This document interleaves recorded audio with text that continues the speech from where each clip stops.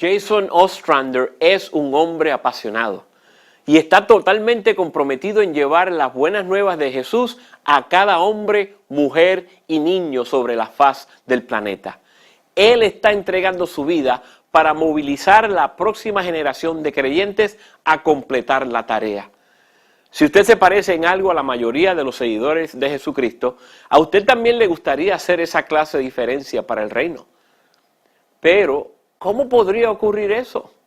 ¿Qué tiene usted que podría entregar o hacer por Cristo? Una de mis historias favoritas de la Biblia tiene que ver con un pastor de 80 años parado frente a una zarza en el desierto de Madián. La zarza está ardiendo, pero las llamas no la consumen. El hombre es Moisés y él está sosteniendo una conversación con Dios. Moisés. ¿En qué piensa usted cuando escucha ese nombre? Si usted creció en la escuela dominical, probablemente piensa en un bebé flotando en una canasta entre los juncos y en la princesa que lo descubrió y lo crió en el palacio del faraón como un príncipe de Egipto. O tal vez la imagen que viene a su mente es la de Moisés, el hombre poderoso de Dios, de pie al lado del monte Sinaí, su rostro resplandeciente con la gloria de la presencia de Dios. En sus manos están las tablas de piedra escritas por el dedo mismo de Dios. Si usted ve muchas películas viejas, este Moisés se parece mucho al actor Charlton Heston.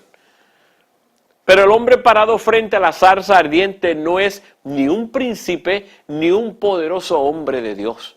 Es un pastor común y corriente. Ya no es príncipe y todavía no es el poderoso hombre de Dios. Y él cree que no hay nada que él pueda hacer para Dios. Estoy convencido que la mayoría de los cristianos viven sus vidas enteras bajo la nube de una terrible equivocación. De alguna manera se han convencido que Dios solo usa gente importante, como príncipes egipcios convertidos o apóstoles que hacen milagros, que no saben lo que es el miedo y que están fuera del alcance de las tentaciones. Cuando leen la Biblia y se encuentran con personas como Moisés, Pedro o María, se enfocan en el producto terminado y no en cómo eran las personas cuando Dios comenzó a usarlos. Como resultado, ellos llegan a la conclusión de que Dios no tiene planes especiales para sus vidas y creen que no tienen nada que ofrecerle a Él. Nada más lejos de la verdad. El Salón de la Fama de la Fe es una letanía de lo común. Pablo llega a decir en 1 Corintios capítulo 1 que Dios prefiere usar personas comunes y corrientes, los débiles, los pequeños y los despreciados. Él usa a los ancianos como Moisés y los muy jóvenes como el niño Samuel. Gente débil como David triunfan sobre los muy fuertes como Goliat.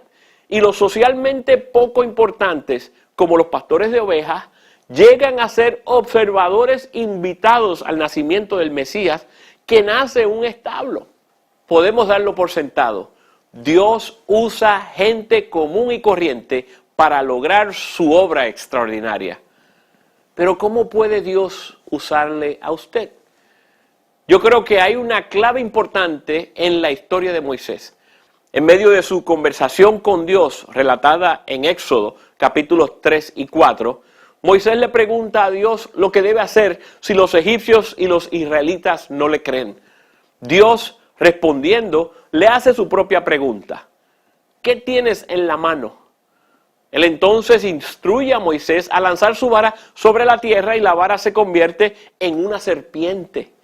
Esto se convierte en la señal que él ha de dar para establecer sus credenciales como mensajero de Dios.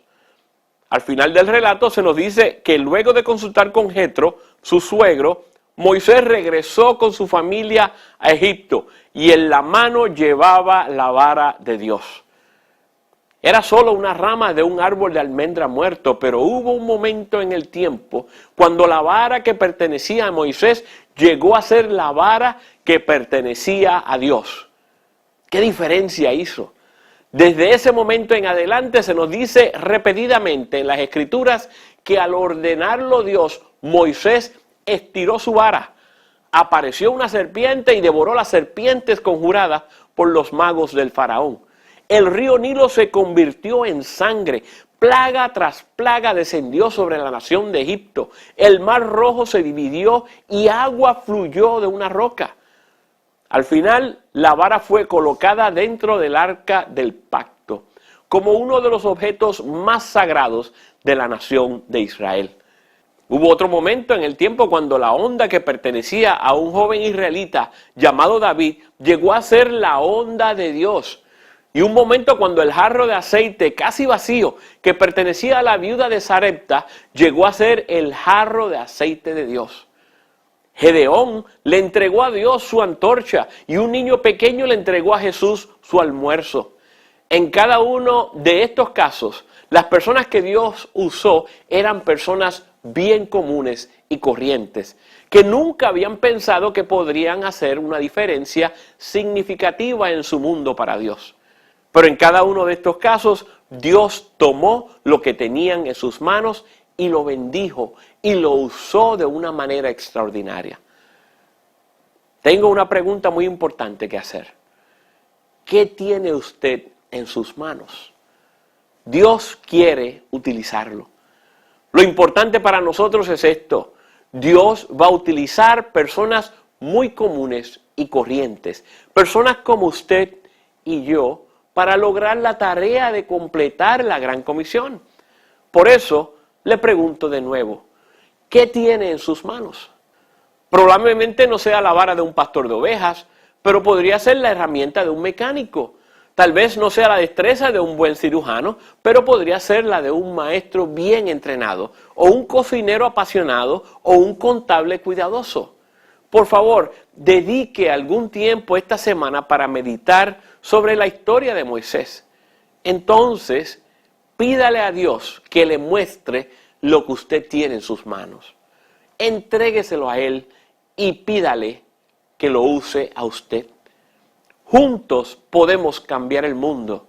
Nosotros podemos completar la tarea.